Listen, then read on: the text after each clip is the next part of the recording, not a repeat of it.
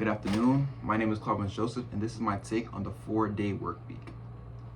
Imagine finishing all of your work for the week on a Thursday, with the full 3-day weekend just ahead of you, and you get to earn the same amount of money as before. This idea, once considered a fantasy, is today being tested at hundreds of workplaces across the globe.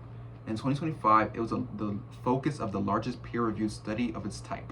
To prepare my talk, I read the peer-reviewed study and mentioned above, plus an academic review outlining the history of the concept and a new book from one of the leading researchers.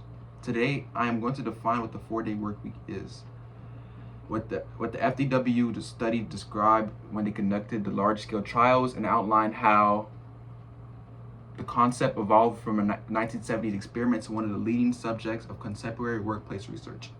To begin with, let me define the terms involved here, because the phrase 4-day work week actually refers to distant ways of structuring a personal schedule.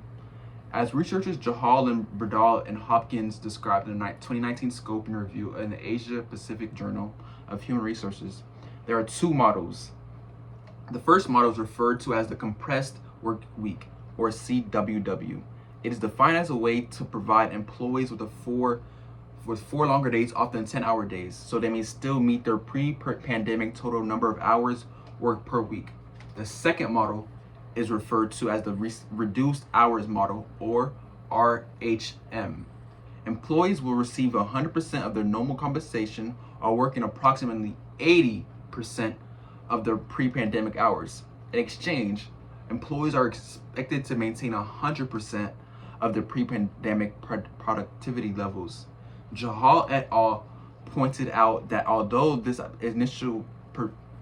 was initially promoted in the US in the 1970s, it had little traction until recently, when interest spiked again due to how the COVID-19 pandemic affected people's views of work.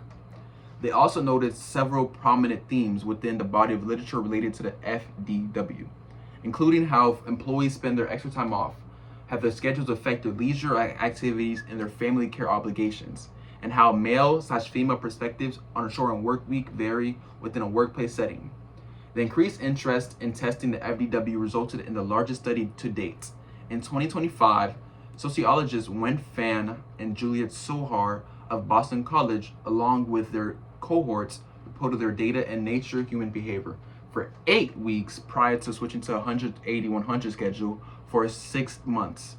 The researchers monitored 2,896 employees in 141 organizations across 6 countries: Australia, Canada, Ireland, New Zealand, UK, and the USA. 12 other companies were tracked simultaneously using a control condition, as they did nothing to modify their work environment. The authors demonstrated significant reductions in burnout and enhanced job satisfaction among participants. Additionally, improved mental health and physical health were observed among participants that they attributed to better sleep patterns and less fatigue.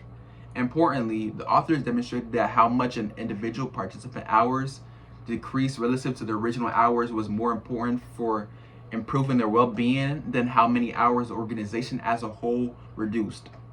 These results suggest that factors such as an employee's perceived workload and ability to manage their schedule independently are crucial elements affecting employees' well-being.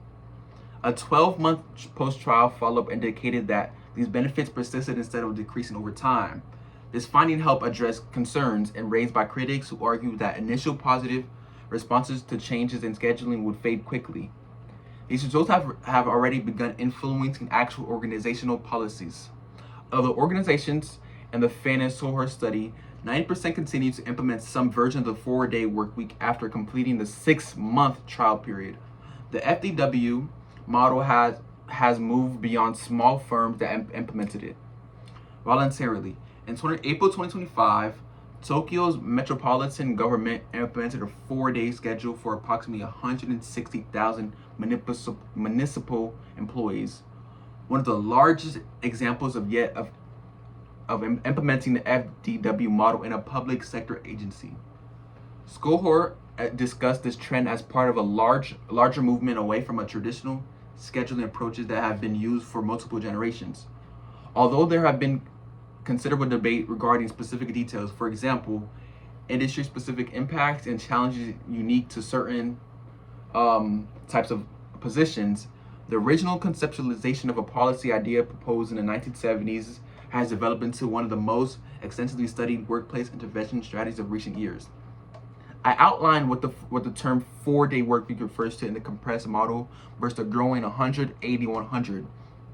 But the largest study to date found regarding its impact on burnout, satisfaction, overall health, and how the idea has moved from a forgotten 1970 experiment to a policy now being tested by governments and companies worldwide. Whatever direction the standard work week ultimately takes, it is clear that the 5-day 40 model many of us grew up assuming was permanent is now, for the first time in nearly a century, generally being questioned. Thank you. That's my presentation on the 4-day work week.